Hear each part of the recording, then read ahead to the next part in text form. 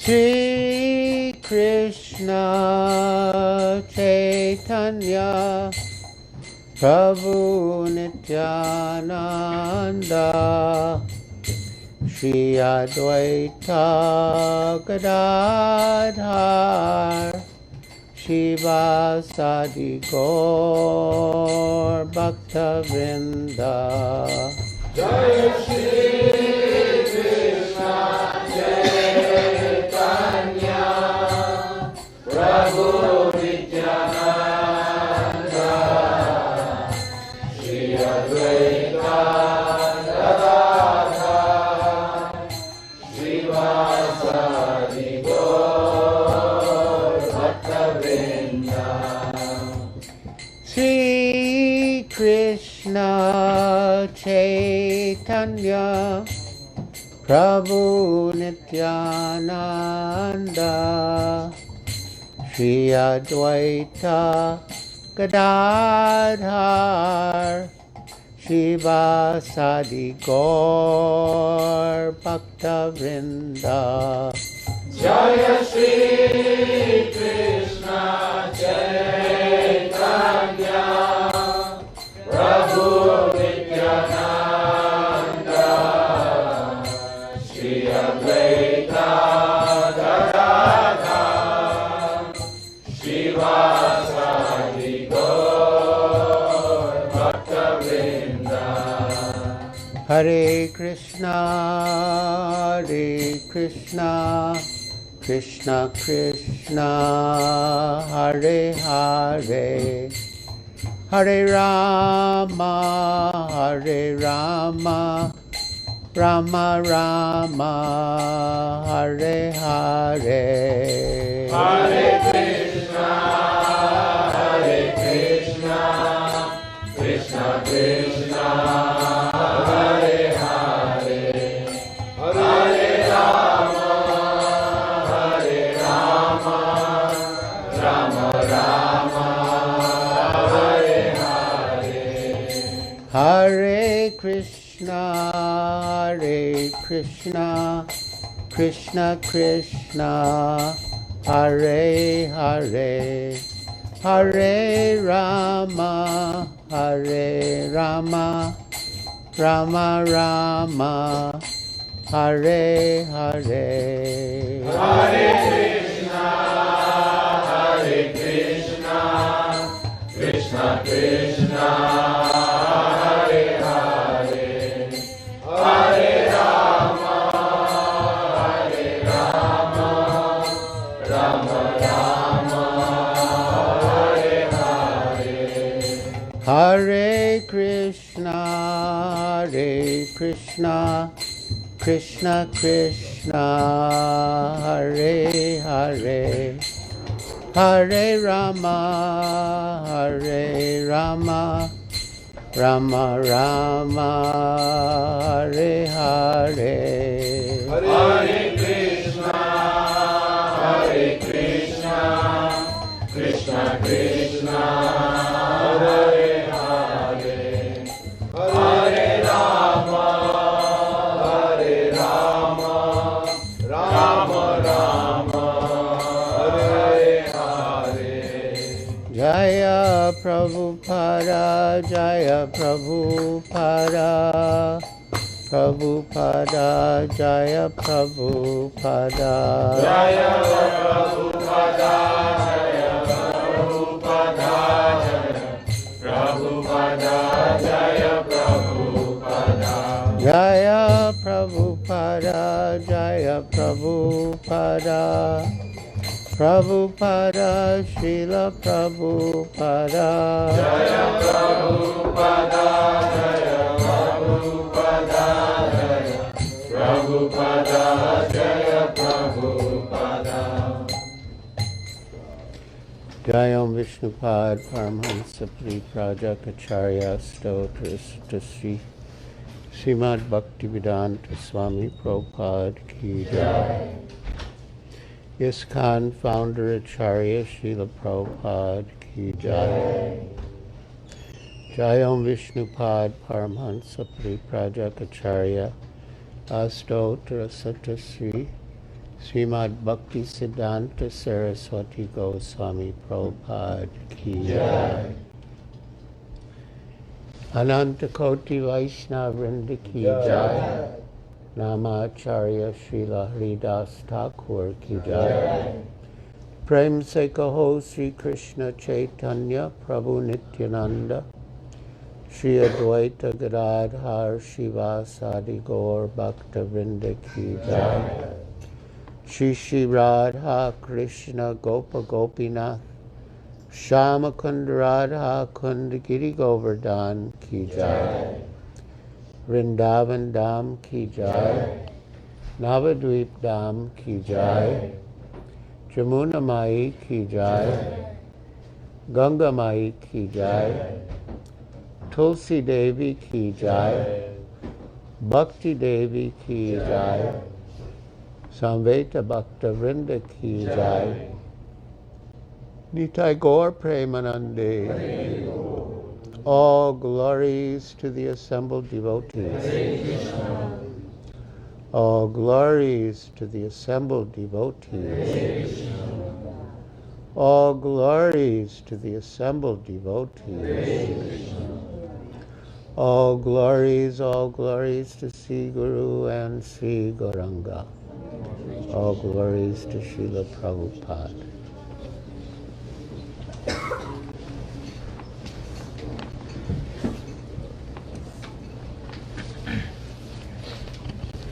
There's a god sister there. She's sitting down. The other lady was embracing her. They should go to her. Yeah. Black light.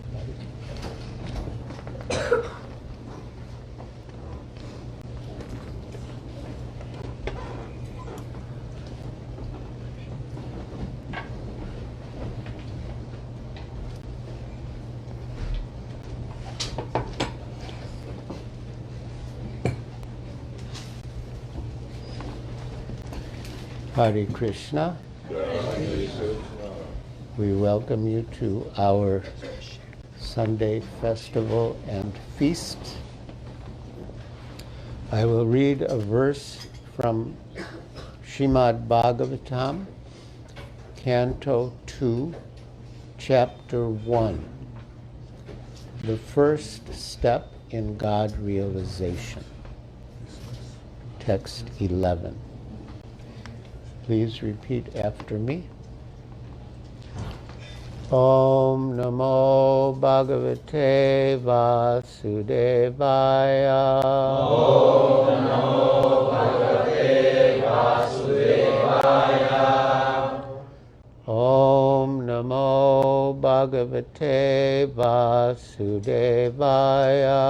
Om Namo Bhagavate Vasudevaya.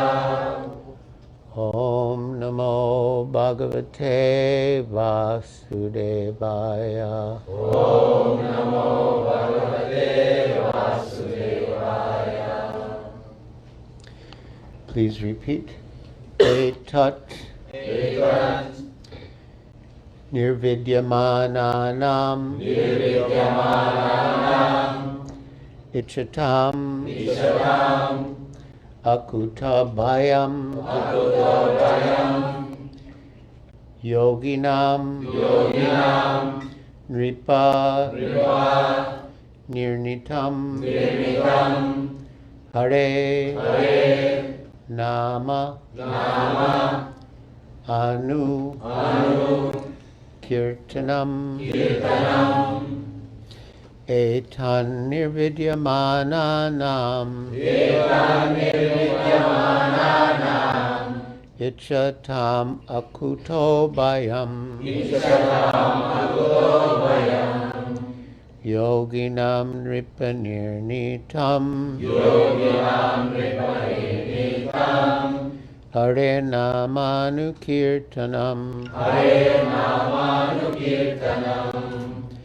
Etan Nirvidyamananam Ichatam Akutobhayam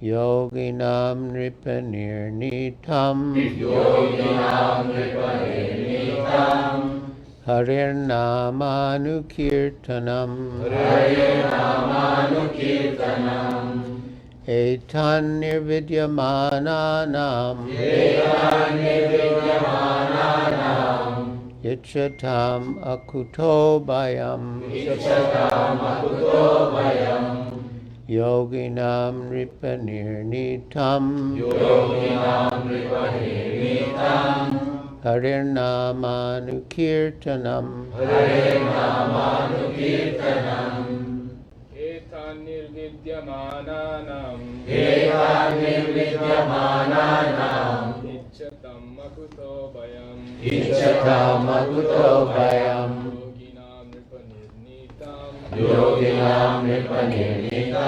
Harirnamanukirtanam Harirnamanukirtanam Etam nirvidyamanam Etan nirvidyamananam Ikatam akuto bayam Ichatam akuto bayam Yoginam nirpanirnitam Yoginam Nripanirnitam Harirnamanuko kirtanam Harirnamanukirtanam Vaishnavis Etan nirvidyamananam Etan nirvidyamananam Ichatam akuto bayam Ichatam akuto bayam Yoginam nripanirnitam Yoginam Nripanirnitam Harirnamanukirtanam Harirnamanukirtanam Etan nirvidyamananam Ichatam akuto bayam Yoginam Nripanirnitam Harirnamanukirtanam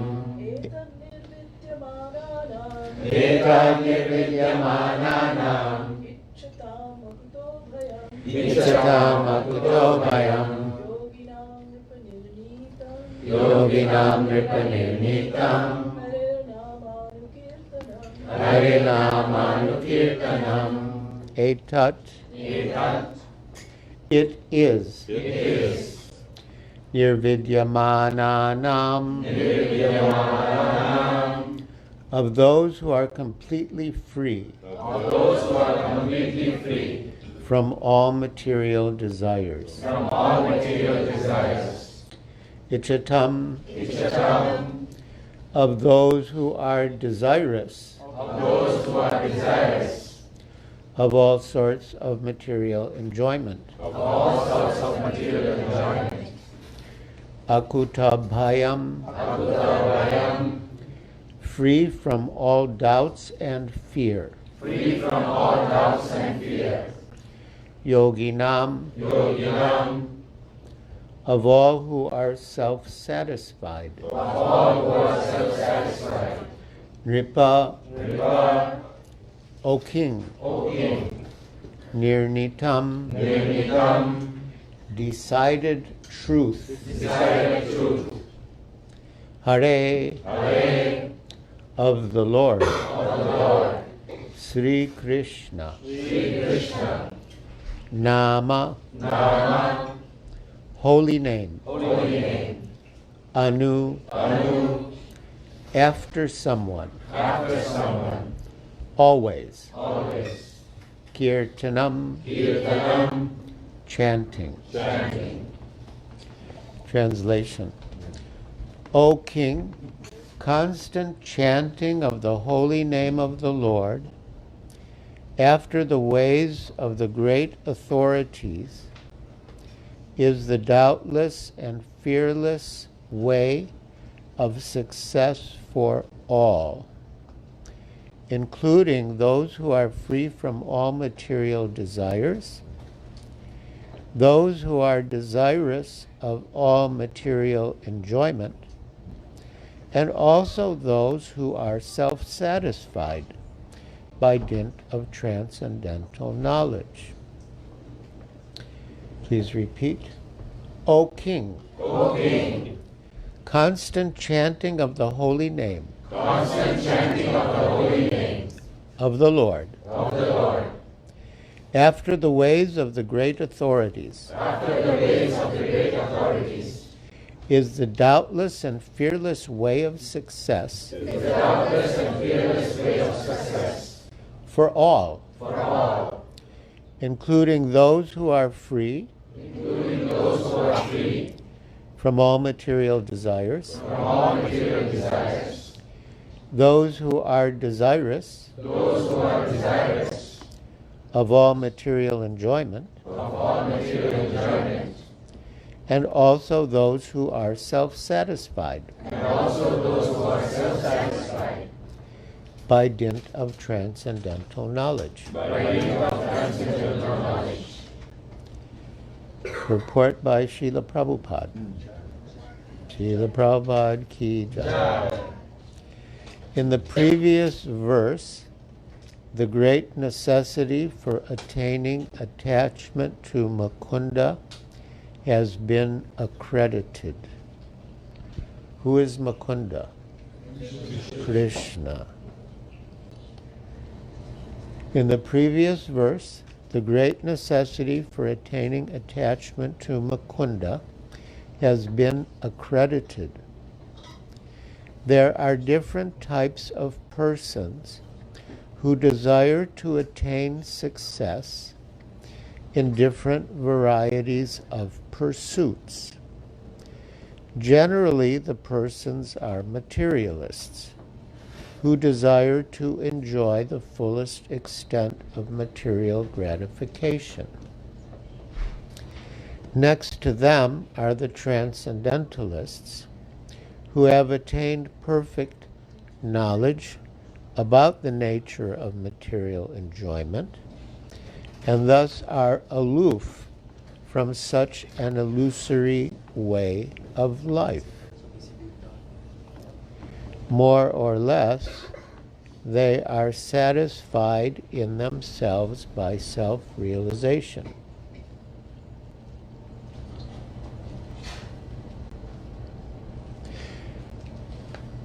Above them are the devotees of the Lord, who neither aspire to enjoy the material world, nor desire to get out of it.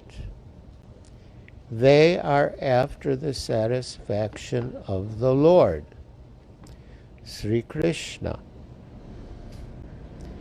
In other words, the devotees of the Lord do not want anything on their personal account. If the Lord desires, the devotees can accept all sorts of material facilities. And if the Lord does not desire this, the devotees can leave aside all sorts of facilities, even up to the limit of salvation. Nor are they self-satisfied, because they want the satisfaction of the Lord only. So if we examine the different categories, we will find that they cover all of us. Every single person in this room falls in one of those categories, or more than one. We may be mixed. We may have some desire for material enjoyment. We may have some desire for liberation, and we may have some desire to serve and please Krishna. But in any case, we are covered by this verse. In other words, this verse is addressing us, all of us, every single one of us.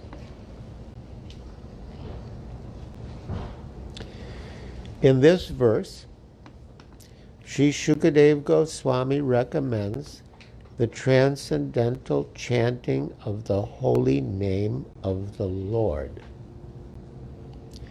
By offenseless chanting and hearing of the holy name of the Lord, one becomes acquainted with the transcendental form of the Lord, and then with the attributes of the Lord, and then with the transcendental nature of his pastimes, etc.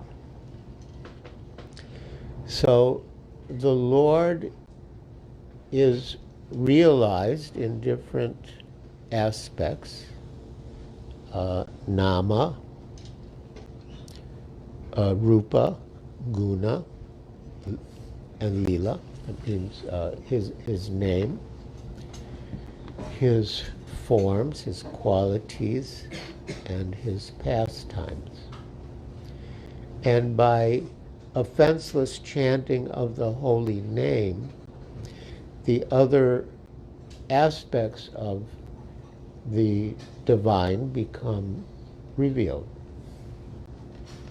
His qualities, his forms, his pastimes, his associates, they all become revealed by offenseless chanting and hearing. Here it is mentioned that one should constantly chant the holy name of the Lord after hearing it from authorities.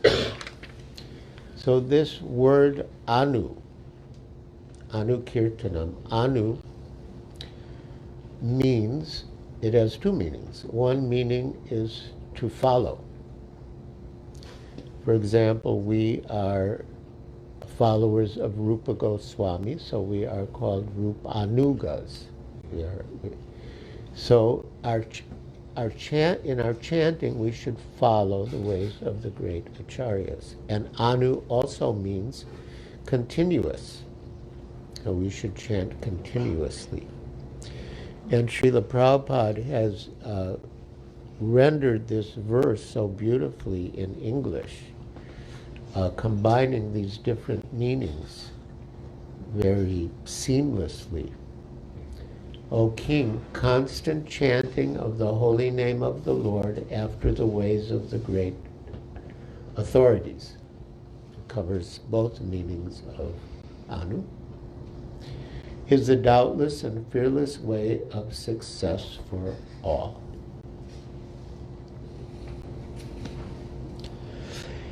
Here it is mentioned that one should constantly chant the holy name of the Lord after hearing it from authorities. This means that hearing from the authorities is the first essential. Hearing of the holy name gradually promotes one to the stage of hearing about his form, about his attributes, about his pastimes, and so on. And thus the necessity of the chanting of his glories develops successively.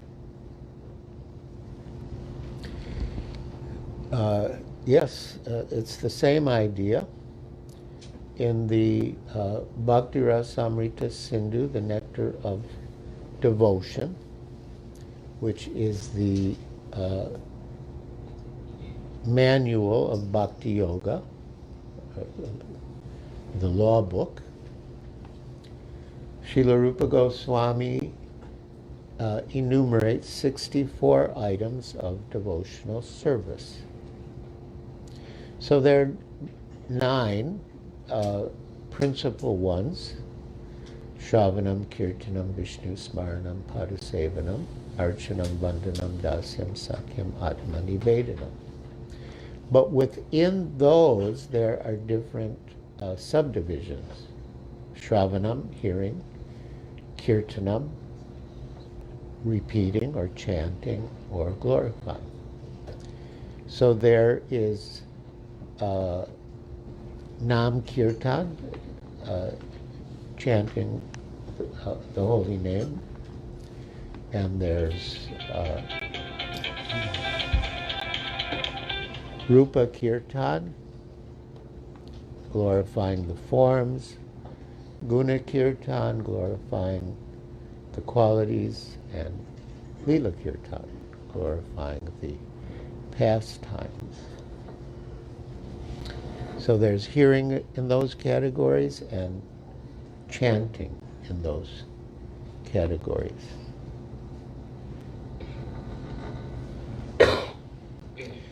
This process is recommended not only for the successful execution of devotional service, but even for those who are materially attached. So I won't ask who is who, but you're one of them, so it's recommended for you.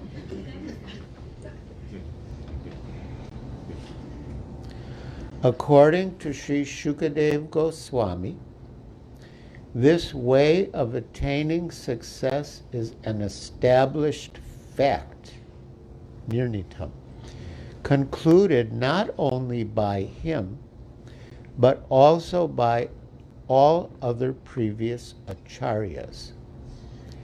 Therefore, there is no need of further evidence.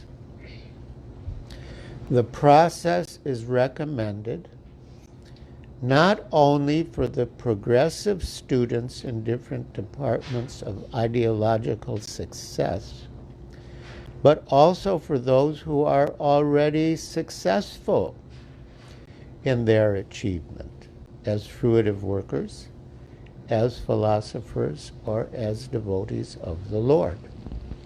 So this process is so perfect that it's beneficial, yes, for people who are trying to make progress in different pursuits, material enjoyment or liberation or devotional service. But it's beneficial for those who are already successful. So it's completely beneficial for everyone. Srila Jiva Goswami instructs that chanting of the holy name of the Lord should be done loudly, and it should be performed offenselessly as well as recommended in the Padma Purana. So now we come to the method of chanting. This is Anukirtanam, following the ways of the great authorities. This is how the great authorities have instructed us to chant, offenselessly. One can deliver himself from the effects of all sins by surrendering himself unto the Lord. Krishna says in the Bhagavad Gita, Sarva Dharman Parityaja Mam Ekam Sharanam Braja Aham Tvam Sarva Papebhyo Mokshayishyami Ma Suchaha. One can deliver himself from the effects of all sins by surrendering himself unto the Lord. One can deliver himself from all offenses at the feet of the Lord by taking shelter of his holy names. Good news. But one cannot protect himself if one commits an offense at the feet of the holy name. So we have to be very careful about offenses at the feet of the holy name. Did you know that the holy name had feet? It has, because it's a person, it's Krishna.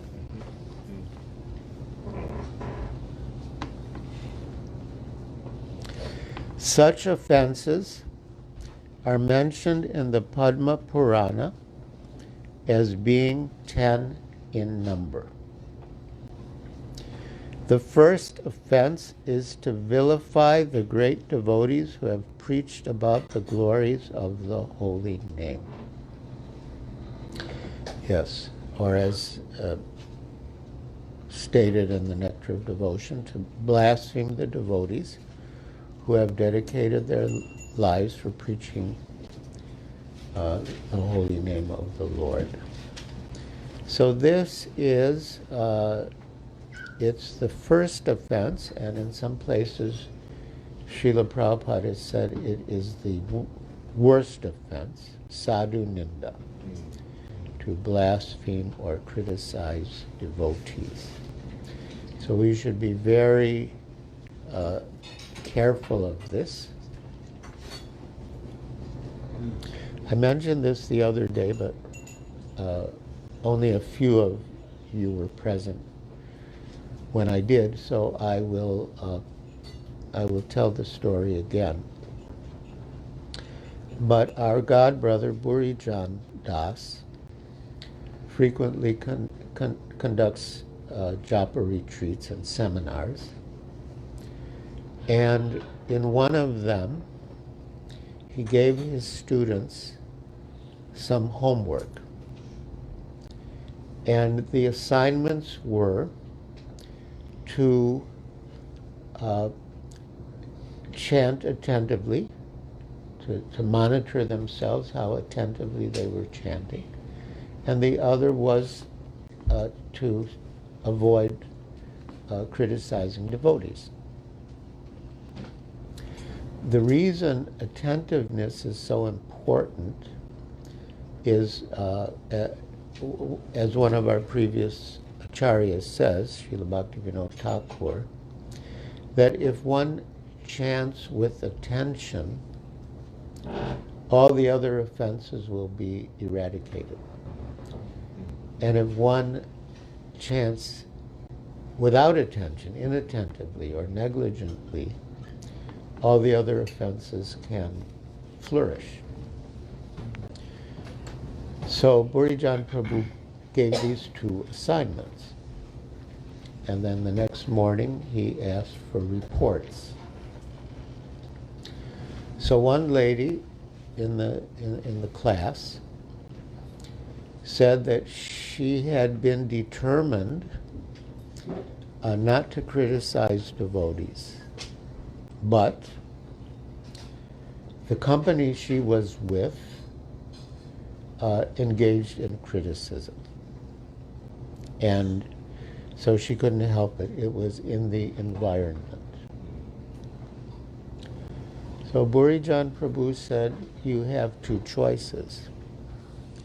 One is you can try to change the environment. And if you want to change the environment, good luck. Because the environment doesn't want to change. The environment wants to criticize. So the other alternative is that you remove yourself from that environment and do what you need to do. And it's also, offense is very subtle, because hearing blasphemy is also an offense. One should not speak it or hear it. So we should avoid that, and we should be careful about that.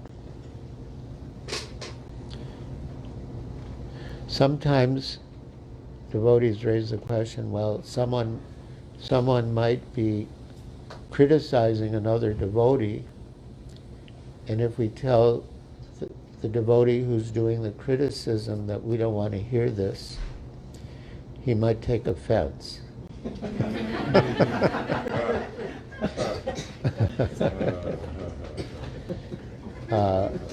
But you could say that you're very strong in devotional service, so you might be able to do this without being affected. But I'm weak and I will be affected, so it's better for me not to hear this. The second offense is to see the holy names of the Lord in terms of worldly distinction. The Lord is the proprietor of all the universes, and therefore he may be known in different places by different names.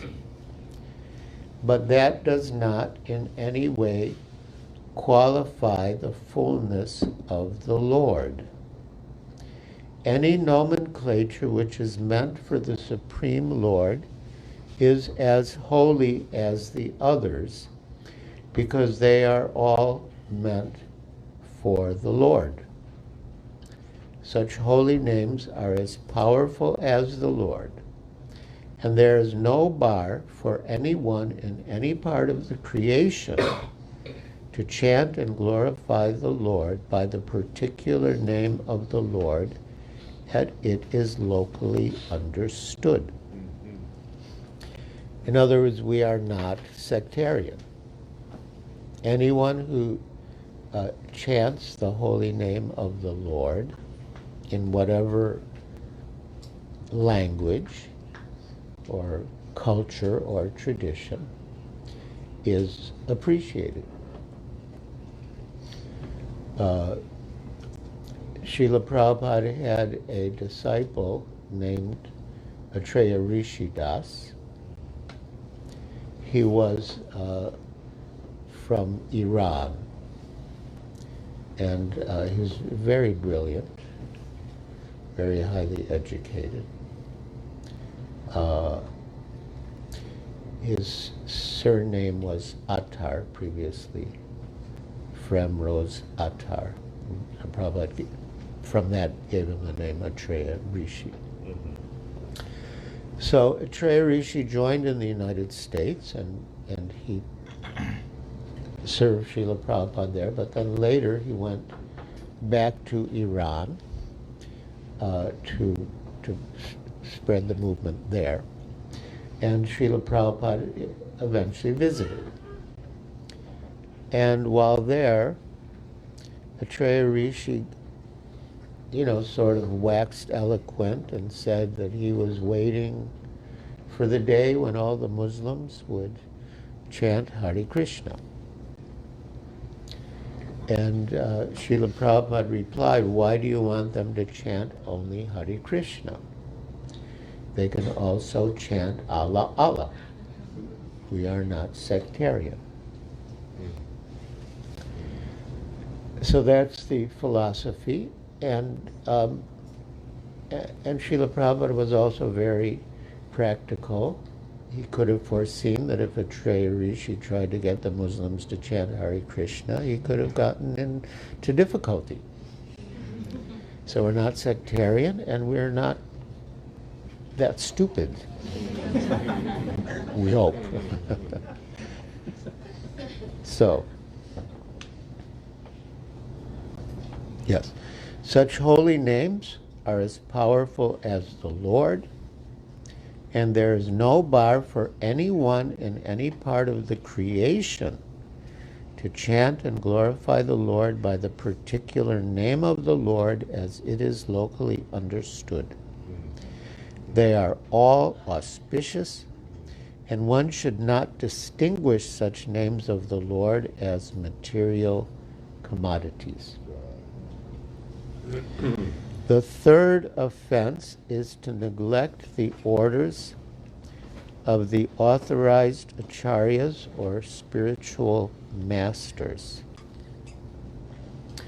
So this offense is called gurur avagya, to disobey the orders of the spiritual master. And sometimes it is, translated or rendered, to consider the spiritual master as an ordinary human being, or to envy his exalted position. Because what is the psychology of someone who disobeys the orders of the spiritual master? The psychology is, he's just an ordinary human being, like me.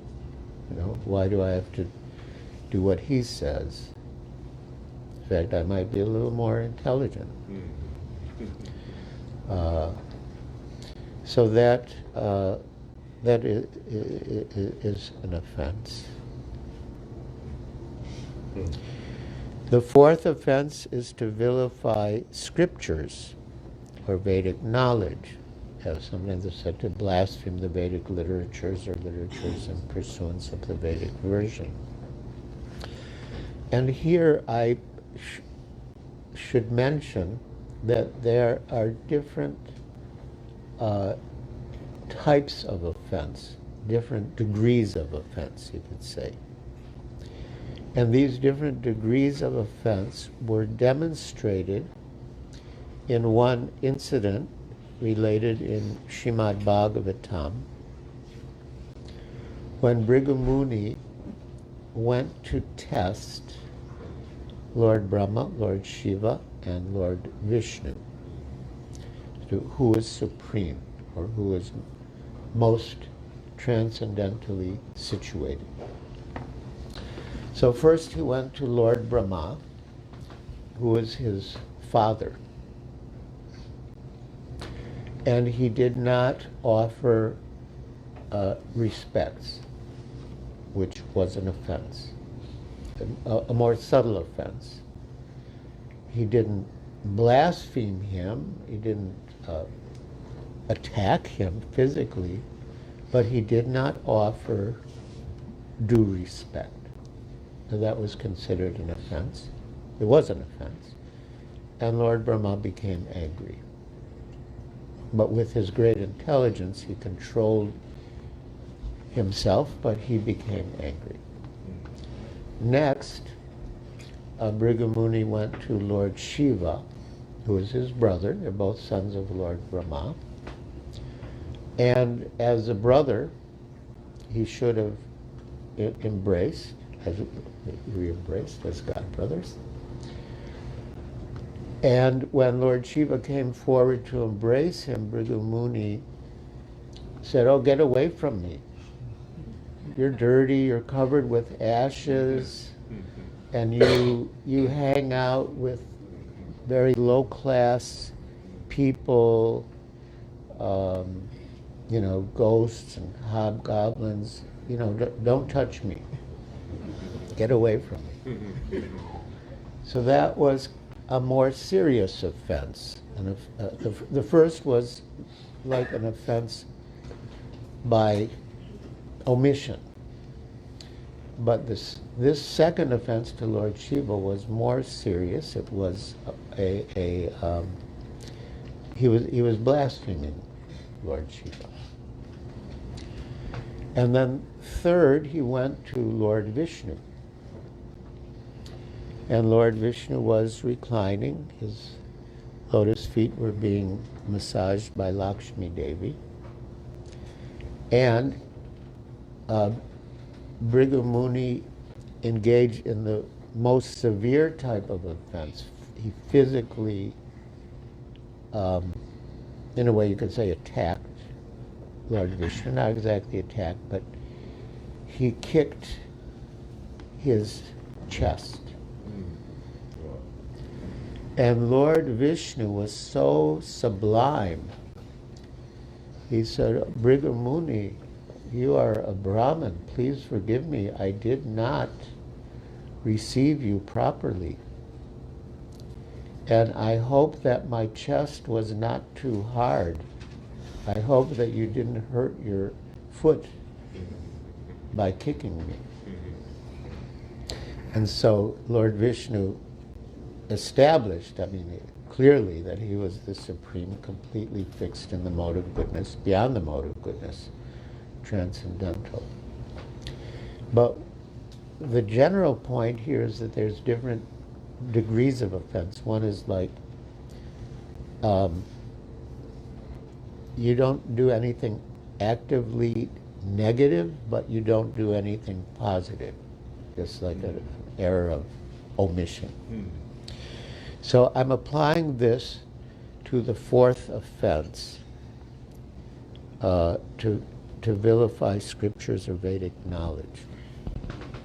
So yes, that would be like the second degree, to blaspheme the Vedic literatures. But it's also a subtle offense not to read them, not to attend the discussions, and not to read them. Sheila Prabhupada translated these books. He would hardly sleep at night. He would retire around 10 o'clock and get up at midnight. And he would translate. While we were all sleeping, he would translate. And he said that his purports were his personal ecstasies. So we should read them. And can someone turn off this fan? And to not read them is a subtle offense.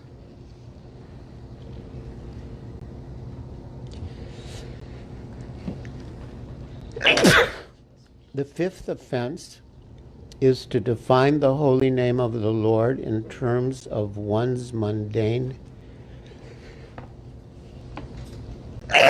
calculation. The holy name of the Lord is identical with the Lord himself, and one should understand the holy name of the Lord to be non-different from him.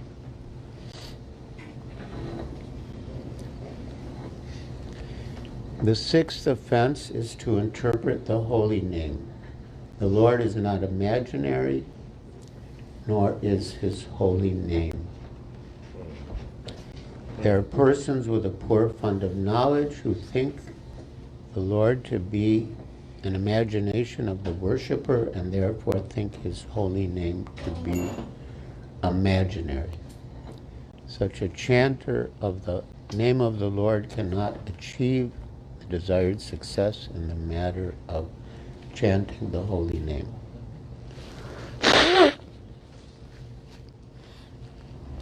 So these offenses are sometimes, it's the same idea. Consider the glories of chanting Hare Krishna to be imagination or exaggeration. And our God brother, His Holiness Sachinandan Swami, has taken this very seriously. He, as he described it with his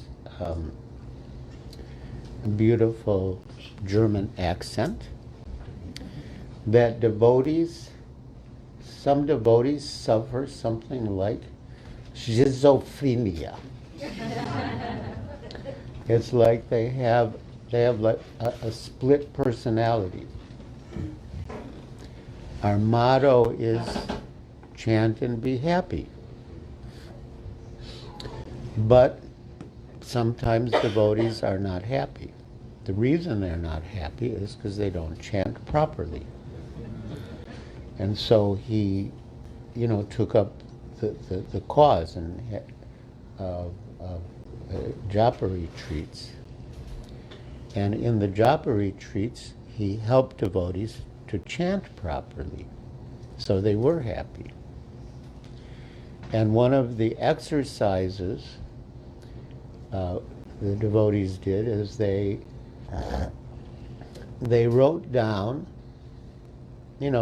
all the bad ways of chanting and how they felt afterwards, after chanting like that, and they all felt miserable. And then they wrote down all the good ways of chanting and how they felt after that, and they felt happy.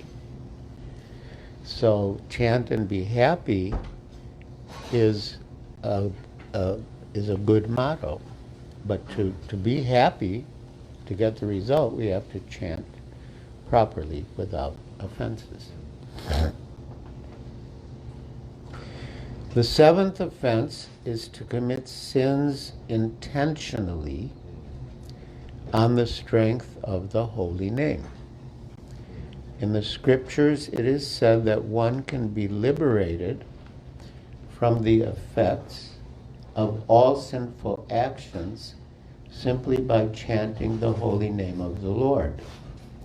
One who takes advantage of this transcendental method and continues to commit sins on the expectation of neutralizing the effects of sins by chanting the holy name of the Lord is the greatest offender at the feet of the holy name. Such an offender cannot purify himself by any recommended method of purification. In other words, one may be a sinful person before chanting the holy name of the Lord. But after taking shelter of the holy name of the Lord and becoming immune, one should strictly restrain oneself from committing sinful acts with the hope that his method of chanting the holy name will give him protection. So yeah, this is committing sin on the strength of chanting. It's a fact that, as stated in Shastra, that by chanting the holy name, one can destroy the effects of more sins than he's able to commit. That's a fact. But if one becomes, cunning and calculating and thinks, oh, well, that's great. I'll just commit sins and then I'll chant and I'll get free from the reaction and then I can commit some more sins and then I can chant and become free again. So not only is that an offense against the holy name, but it doesn't work. Sheila Vishwanath Chakravarti Thakur, one of our other great acharyas, says that even in, you could say, karma kanda, even in ritualistic processes of atonement, if you undergo the ritual atonement to become free from the sinful reactions and then again engage in sinful activities in the expectation that you can perform this ritualistic atonement and become free, it doesn't work. It doesn't work like that. So it's bad, it's doubly bad. It's bad because it doesn't work. In a way, that's good that it doesn't work. And it's bad that it's an offense. On top of it all, you're committing an offense against the holy name. The eighth offense is to consider the holy name of the Lord and his chanting method to be equal to some material auspicious activity. There are various kinds of good works for material benefits, but the holy name and his chanting are not mere auspicious holy services. Undoubtedly, the holy name is holy service, but he should never be utilized for such purposes. Since the holy name of the Lord, since the holy name and the Lord are of one and the same identity, one should not try to bring the holy name into the service of mankind. The idea is that the Supreme Lord is the supreme enjoyer. He is no one's servant or order supplier. Similarly, since the holy name of the Lord is identical with the Lord, one should not try to utilize the holy name for one's personal service. This is a very important principle, that God is not our servant. He's not meant to serve our senses, but we're his servants and we're meant to serve his senses. In 1973, there was a meeting at the Bharatiya Vidya Bhavan in Bombay under the leadership of Mrs. Leelavati Munshi. And the theme of the conference was how the Bhagavad Gita could solve all the world's problems. And before the first session, she invited the different sadhus and political and social leaders to meet together with her in her library. And Srila Prabhupada went. I was there, and Shamsundar Prabhu was there. A couple of us were there with him. And there were many sadhus and leaders. So one of them, I don't remember his name. He had a long beard, and he would have big meetings and gather people together and tell them to chant. And that by chanting, their material diseases could be cured. So he said to Srila Prabhupada, you are gathering people together and I'm gathering people together. You are getting them to chant the holy names and I'm getting them to chant the holy names. So we should cooperate. And Srila Prabhupada said, no. What you are doing is against our principles. And then he said the same thing, that the holy name is the Lord himself, and we're meant to serve him. We're not meant to try to bring him into our service, to cure us of our physical diseases, so on. The ninth offense is to instruct those who are not interested in chanting the holy name of the Lord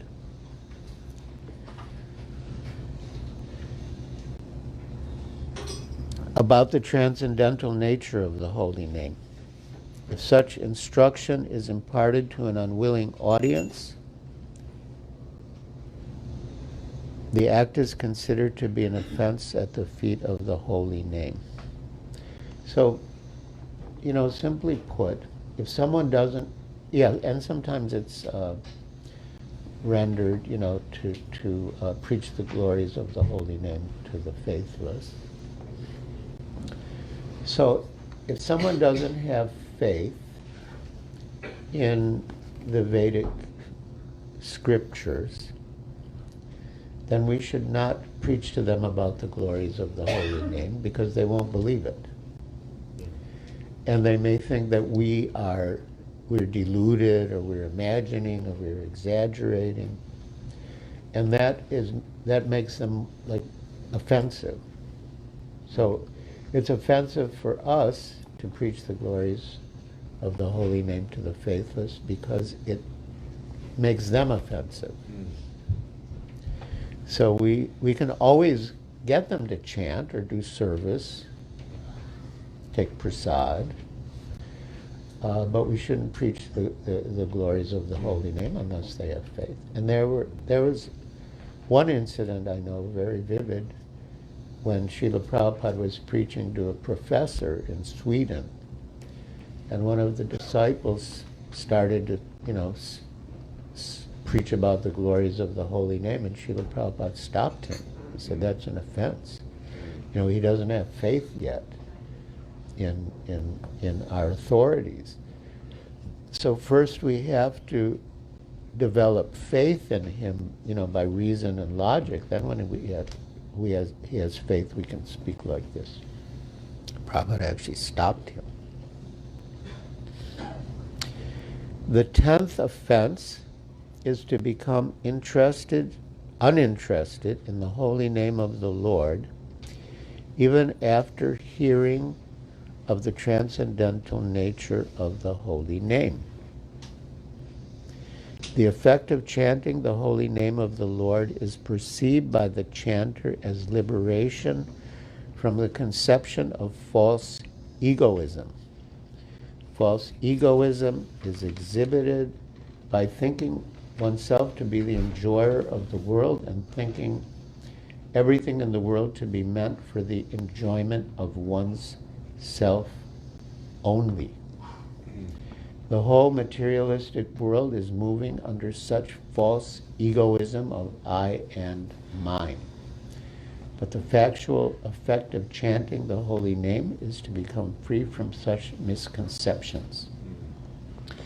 So when we chant and our mind wanders, if we consider the underlying psychology of the wanderings of the mind, we will find that it comes back to wanting to be the enjoyer, wanting to be the proprietor, wanting to be the controller. Or, in other words, wanting to be God. Again, Burijan Prabhu gave a very nice description. He said that everyone is walking around with the mentality, I mean, probably wouldn't say it, but with the mentality, excuse me, please, I have an important announcement to make. I am the center of the universe. And all of you should do exactly what I want, the way I want, and when I want. And he said it's like everyone goes through life as if their life was a drama in which they are the hero or heroine. And they want everyone else to be the supporting cast, to support them in their heroic adventures. Yeah. So, yeah. So the real effect of chanting, offenseless chanting, is to become free from that false ego, and be free from this I, me, and mine. And sometimes this 10th offense is rendered to not have complete faith in the chanting of the holy name, in spite of hearing so many instructions in the matter, and to maintain material attachments, yeah, in spite of. And yeah, we should have faith that all of our desires can be fulfilled, can only be fulfilled really by Krishna, and will be fulfilled by Krishna. And so we should give ourselves to Krishna, give ourselves to the chanting while we're in the process of chanting, and yeah, be liberated from this false egoism which binds us into the material world and prevents us from relishing the real sweet taste of chanting the holy name. So one last statement in the same vein. Srila Prabhupada gave a talk in Detroit, in the Detroit temple, and he was saying that the more you become the servant of the servant of the servant of the servant, the sweeter and sweeter and sweeter and sweeter Krishna consciousness becomes. So material concept is I want to be the master of the master, I want to be the supreme master. Devotional mood is let me be the servant of the servant of the servant. I'll be the last in the line. And I'll have the most masters. I'll be the richest person. So that should be our aspiration. And that can be achieved by the offenseless chanting of Hare Krishna, Krishna Krishna, Hare Hare, Hare Rama, Rama Rama, Hare Hare. So are there any questions or comments? Yes. So in this formulation of the eighth offense, it says, one should not try to bring the holy name into the service of mankind. So at the same time, it is said in the Nectar of Instruction that to over-endeavor destroys bhakti. So sometimes, at least I find that I want to do things in maybe an easy way, because, and I'm hoping that Krishna will help this easy way to work, that's easier than what everybody else does. So it seems to me that desire of mine is a kind of a desire for, maybe a kind of a mystical perfection, that, things will work the way I want, when I want them to. But at the same time, we're not supposed to over-endeavor and, labor very hard. So how can we balance these two things? It's true. It's a it's an item that can destroy our bhakti, over endeavoring for material achievements. So yeah, we can try, whatever it is, try to make money. There's so many material things we can try for, but we should not over endeavor, because it will take us away from Krishna, and it will affect our practice of bhakti yoga. So yeah, I wish you all the best. We have a god brother named Vaisheshika Das, a wonderful devotee, fantastic devotee, and he came up with a way of making a lot of money with very little endeavor. It's this multi-level marketing, about multi-level marketing of a water purifying device. And he was very successful in that. He got a good income from it, and he was free to distribute books. Yeah, he bought a house near the San Francisco airport, because that was the best place to distribute books in the area, and he would just go to the airport and distribute books. So, seriously, if you can do it, all power to you. Yes. So sometimes we see that there is chanting for world peace. Some captions like, we are chanting for achieving world peace and a better situation, and we should all join in this chanting. Is that bringing holy name into the service of mankind? No, that's, we want peace, and the Bhagavad Gita gives the formula for peace. Bhoktaram yagyatapasam sarvaloka maheshwaram suridam sarvabhutanam gyatpamam shantim richati. That's how you attain shanti, peace. We want peace. So that's okay. This is referring to chanting, so that, like Christians have meetings like that.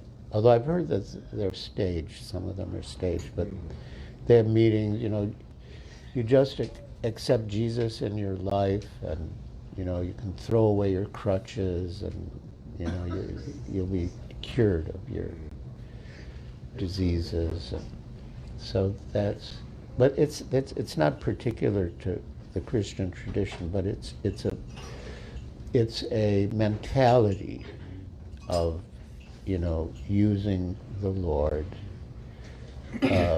for our physical service. So that's an offense. But to chant for peace, which can be achieved by removing our misconceptions and accepting Krishna as the supreme, as mentioned in that verse, that's okay. When people chant, you never know what mentality they have. Even here, when people chant, we don't know what they're thinking when they're chanting, what their desires are. But from our side, we chant purely, without any material motivation. And that will affect others, that will help them to also chant in that mood.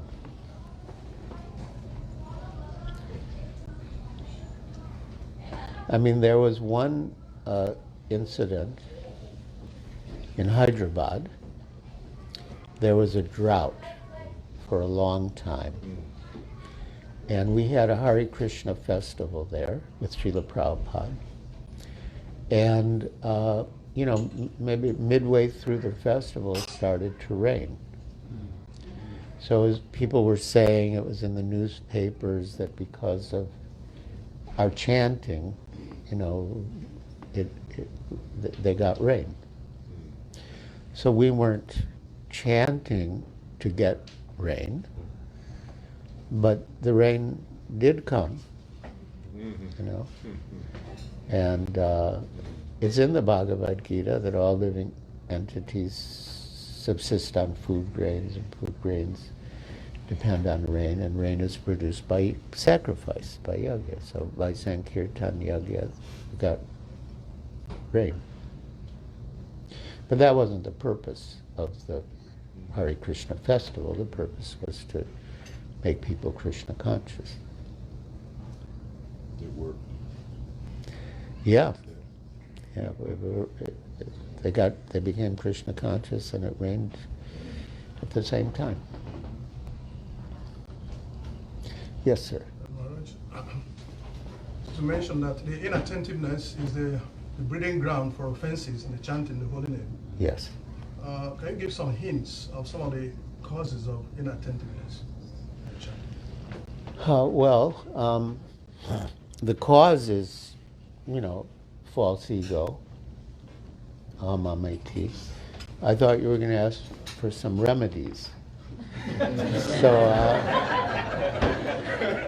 I'll go for that. Well, one thing, as far as possible, is to get up early in the morning. Our god brother in Gainesville, Kalakanta Prabhu, he says the best advice he gives to any spiritual aspirant is to take rest early, because then he can get up early and he can do his practices early in the morning. And so chanting early in the morning is more, all other factors, it's more effective. It's good to, the value of the chanting is multiplied when you chant in front of deities, or in front of Tulsi Devi. And the chanting is also improved by chanting with sincere chanters who have taste. And Srila Bhaktivinoda Thakur says, if you can't avoid getting distracted, you should put a towel over your head so you can't see anything and get distracted. Yeah. And some great devotees in the past, some hundreds of years ago, they would have like caves or tunnels under the ground, and they would go into their tunnels and chant so there wouldn't be any distractions. And yeah, it's good to chant with others, because if you're tempted to check your phone, your email, your messages, and if there are other people around, you might feel a little embarrassed. But if you're all alone, because we don't really think that Krishna's there, that the Holy Name is there. And that's another thing Giriraj Prabhu says, and it's true, that the mind will always tell us that there are more important things to do than chant Hare Krishna. So yeah, we can't give in to the mind like that. Yes? Hare Krishna Maharaj. With respect to the fourth offense against Vedic literature, is the two texts, the Quran and the Bible, considered to be as the standard of Vedic literature, as it is offending the two texts and their followers considered an offense to the holy name? For example, both the texts say thou shalt not kill or do not harm anyone. But some of the followers do take meat, so offending or judging those followers for their impious acts against the Vedic literature considered an offense to the holy name? No, I mean, we shouldn't, distinguish like material commodities between different holy names. But Srila Prabhupada would often comment, that the Bible says thou shalt not kill, but, the Christians are very expert at killing. So that's not, everything that Srila Prabhupada said and did was meant to uplift people. It might seem like criticism, and in a way it was criticism, but it was meant to help them come to a higher standard, and also meant to educate us in the difference between pure devotional service and other things. So you'd point those things out so that we could get a clear idea. But like Srila Prabhupada wrote, it's to call a thief is not an offense.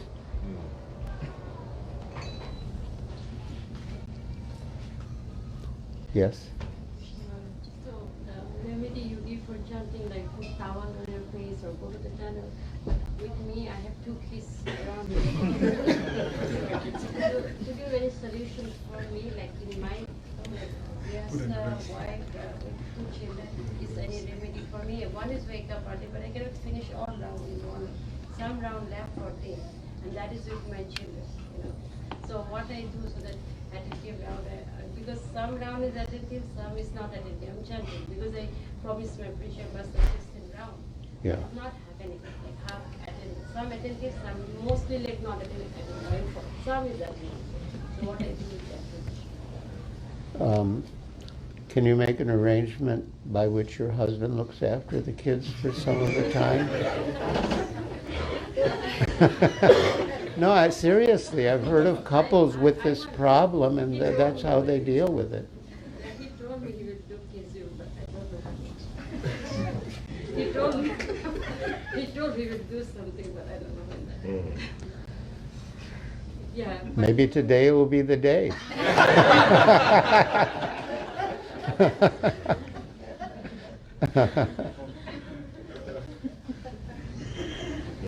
But it's good you do them anyway. I mean, it's better if you can do them attentively, but it's good you're keeping your vow. There is a value to it, even if the quality is not the best. But of course, the better is to do with attention. Yes, Lalita Devi. A lot of times we are not aware of our own conditions, and over endeavor may be just part of who you are, and then trying to balance it may be such a foreign thing for the mind to even capture and to bring it to the awareness, and it may be dovetailed in Krishna's service, but still it is over endeavor. Well, this over-endeavor is a subtle point. I mean, there's a saying that that you should act as if everything depended on your effort, and you should pray as if everything depended on God. So, yeah, everything is a combination of that, like the example of Mother Yashoda binding Lord Krishna. There was a combination of parishram, her endeavor, hard labor, and Krishna Kripa, Krishna's mercy. By that combination, the 2 inches or 2 fingers length by which the ropes were too short was overcome. So we need to do both. And if you, the main thing is not to forget Krishna. And we always have to be thinking, does Krishna want this? Because we might endeavor for something and then it doesn't happen, and then may be very well that Krishna didn't want it. So I guess it's like, one should not eat too much or eat too little, sleep too much or sleep too little. So one shouldn't endeavor too much or too little.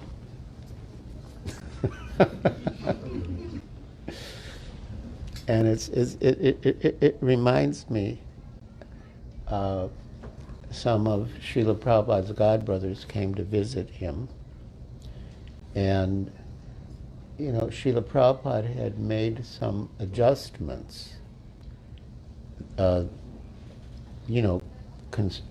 to spread Krishna consciousness, especially like he was mentioning how he engaged the boys and girls together in preaching, and how that had great results, and that his godbrothers, for all their strictness, they couldn't really spread Krishna consciousness. I mean, he's just making that point. So after these particular godbrothers, who were favorable to Srila Prabhupada, met with him and left, Shrutakirti Prabhu, who was Srila Prabhupada's servant, said, Srila Prabhupada, we have faith in you. We know that you kept the basic principles and you only adjusted the details. But how do we know what is a basic principle and what is a detail? And Srila Prabhupada closed his eyes and paused for a moment, and he said, that requires a little intelligence. So a lot of our questions can be solved with a little intelligence. Yeah. All right, well, thank you. Oh. There is a time. Just one quick question. Okay, one quick question.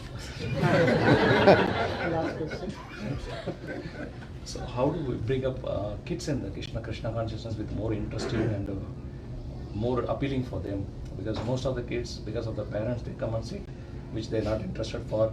They just want to play and then just want to be with their friends. But how do we make them more appealing for Krishna consciousness? Make them interesting. Yeah, that's a very good question. A very important question. Well, it's good to have activities for the children. When the adults are sitting in satsang, like we are, it's good to have some activities for them.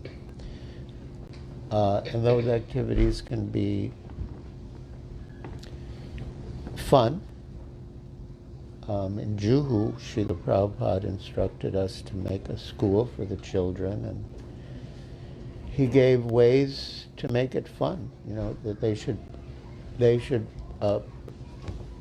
put on plays about Krishna, and somebody plays a cow and somebody plays Krishna. Yeah, it will require some adult, or more than one, to maybe sacrifice sitting in the satsang to keep them occupied. And another point is, they should have good experiences and good memories. If they, we don't want them to feel that Krishna consciousness is getting in the way of their fun.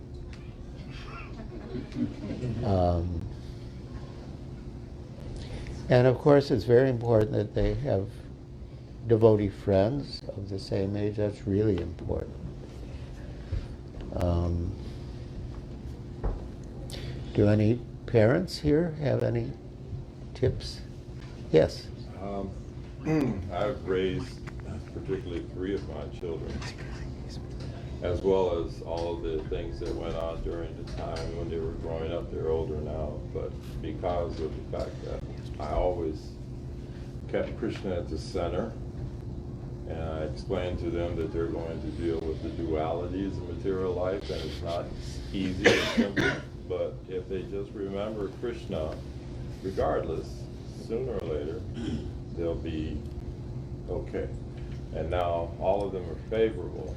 They don't not like Krishna, because if you push too far to the right or too far to the left, I've seen the negativities jump up in some children, unfortunately, and they just go away. Because they've seen, oh, what the heck, I don't get anything out of this, and blah, blah, blah, and I've seen so much nonsense. But if they just have enough to be able to understand the primary responsibility in life is to become Krishna conscious, and at the end, I'll give you an example. I told my one son, Markandeya, I said, you were born to be able to read Srimad Bhagavatam to me at the time of death. It's your only job. And he kept that. So therefore, I don't have to worry whether they like Krishna or don't like Krishna. They'll always have him in their heart. And then, now, my daughter, she has 2 children. And those children, by nature, because they've come out of her as being a devotee, they're very wonderful devotee children. And because of previous life, this lifetime, they have a chance to finish up. Nice. Well, this did remind me, we had some parents and children visit my ashram in California, and the children were devotees. And we asked the children, and we also asked the parents, like, what was the magic charm that worked so well.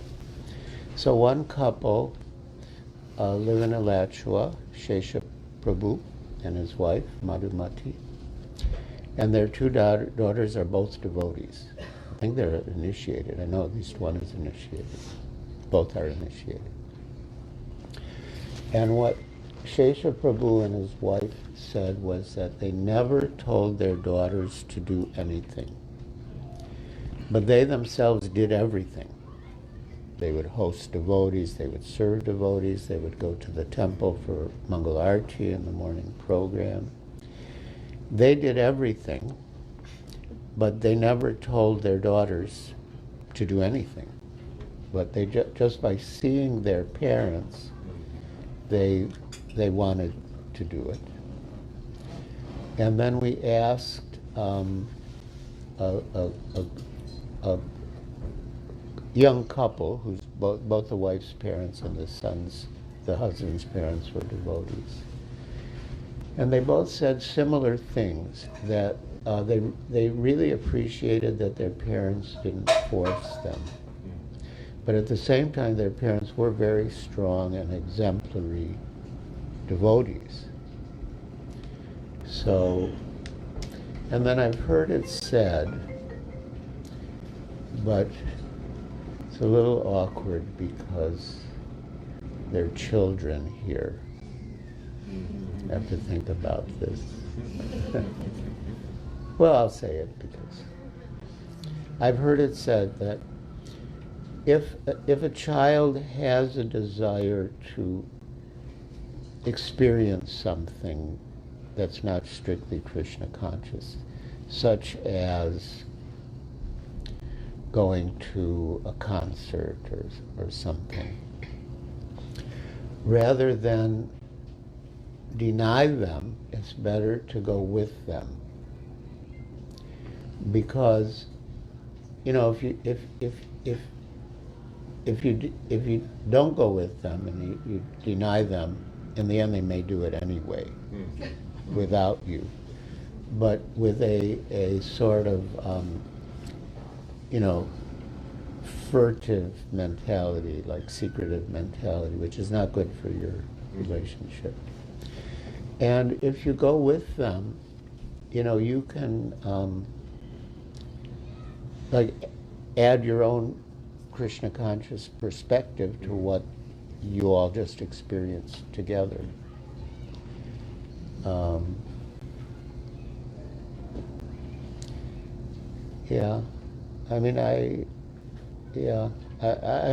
discussed some of these points with the school in Dallas. They're a very good school.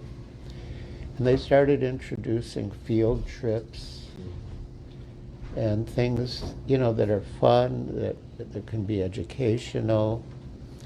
So they don't feel like they're too cloistered or too restricted or too limited.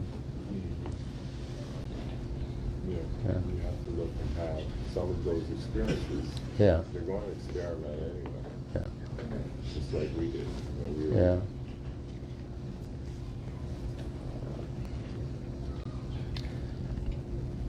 Okay, all glories to the future generation and the parents who are raising them. All right, so next. Standing kirtan. Okay, thank you very much. All glories to Sheila Prabhupada. Shri Harinam Prabhu Ki Jai.